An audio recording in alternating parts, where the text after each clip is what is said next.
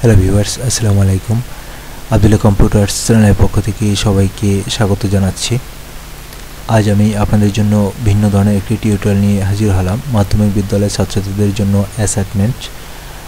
আমার জানা মতে ষষ্ঠ থেকে নবম শ্রেণী পর্যন্ত সকল শিক্ষার্থীরা অ্যাসাইনমেন্ট নিয়ে বিভিন্ন সমস্যার সম্মুখীন হচ্ছে, তাই তাদের সহযোগিতার্থে তৃতীয় সপ্তাহের ষষ্ঠ শ্রেণীর গণিত অ্যাসাইনমেন্ট নিয়ে হাজির হলাম।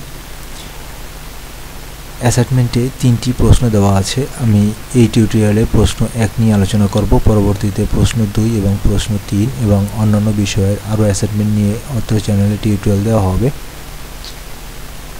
তাই যারা এখনও সাবস্ক্রাইব করেননি আমার চ্যানেলের নতুন ভিজিটর, তাদেরকে সাবস্ক্রাইব করার জন্য বিনীত অনুরোধ জানাচ্ছি। আর পাশে থাকা বেল আইকনটি অবশ্যই অন করে রাখবেন, যাতে আমার চ্যানেল থেকে পাবলিশড হওয়া পরবর্তী টিউটোরিয়ালগুলো সবার আগে আপনার কাছে পৌঁছে যেতে পারে। আর যারা অলরেডি সাবস্ক্রাইব করে রেখেছেন তাদেরকে অসংখ্য ধন্যবাদ। তাহলে আসুন আমরা মূল টিউটোরিয়ালে চলে যাই। ষষ্ঠ শ্রেণী তৃতীয় সপ্তাহের অ্যাসাইনমেন্ট গণিত। প্রশ্ন 12, 15, 20, 35 চারটা সংখ্যা। ক নম্বরের প্রশ্নে রয়েছে সংখ্যাগুলোর লসাগু নির্ণয় করো। খ নম্বরের প্রশ্ন রয়েছে 5 অঙ্কের কোন ক্ষুদ্রতম সংখ্যা উপরের সংখ্যাগুলো দিয়ে নিঃশেষে বিভাজ্য।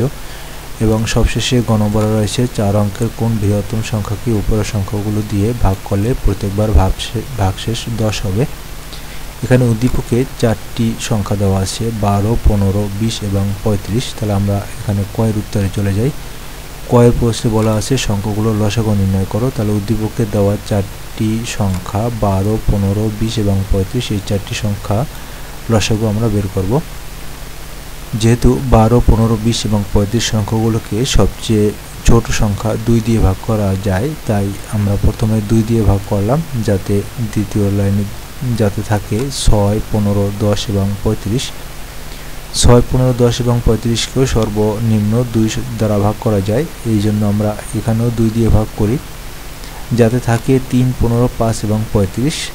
এই 3, 15, 5 এবং 35কে সর্বনিম্ন 3 দ্বারা ভাগ করা যায়। 3 দ্বারা ভাগ করার পর যা থাকে তা হলো 1, 5, 5, 35। এই 4টি সংখ্যাকে সর্বনিম্ন 5 দ্বারা ভাগ করা যায়, যাতে এখানে সবশেষে 7 থাকে। তাহলে এখানে 2, 2, 3, 5 এবং 7 এই সংখ্যাগুলোকে যদি আমরা গুণ করি তাহলে লসাগু পাওয়া যাবে। তাহলে সংখ্যাগুলোর লসাগু 2 গুণ 2 গুণ 3 গুণ 5 গুণ 7 সমান হচ্ছে 420। তাহলে আমরা কয়ের উত্তর এখানে পেয়ে গেলাম। সংখ্যাগুলোর লসাগু 420। খ নম্বর প্রশ্নে রয়েছে 5 অঙ্কের কোন ক্ষুদ্রতম সংখ্যা উপরের সংখ্যাগুলো দিয়ে নিঃশেষে বিভাজ্য। 5 অঙ্কের একটি ক্ষুদ্রতম সংখ্যা উপরের সংখ্যাগুলো দিয়ে নিঃশেষে বিভাজ্য। উপরের যে সংখ্যাগুলো আছে এই সংখ্যাগুলোর লসাগু দিয়ে যদি আমরা 5 অঙ্কের ক্ষুদ্রতম সংখ্যাকে ভাগ করে নিঃশেষে বিভাজ্য করতে পারি, তাহলে সেটাই হবে উত্তর।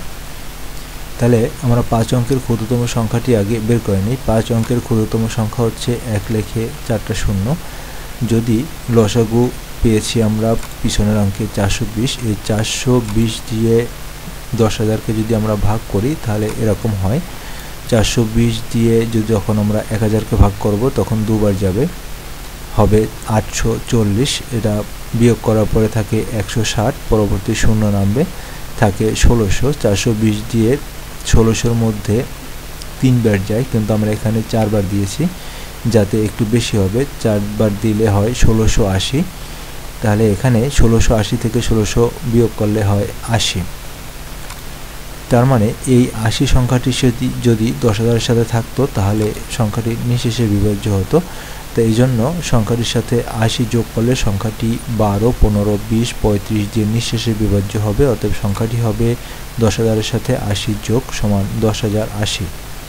এই ছিল গ এর প্রশ্ন এবং এর উত্তর। শেষের অঙ্কটি হচ্ছে গ।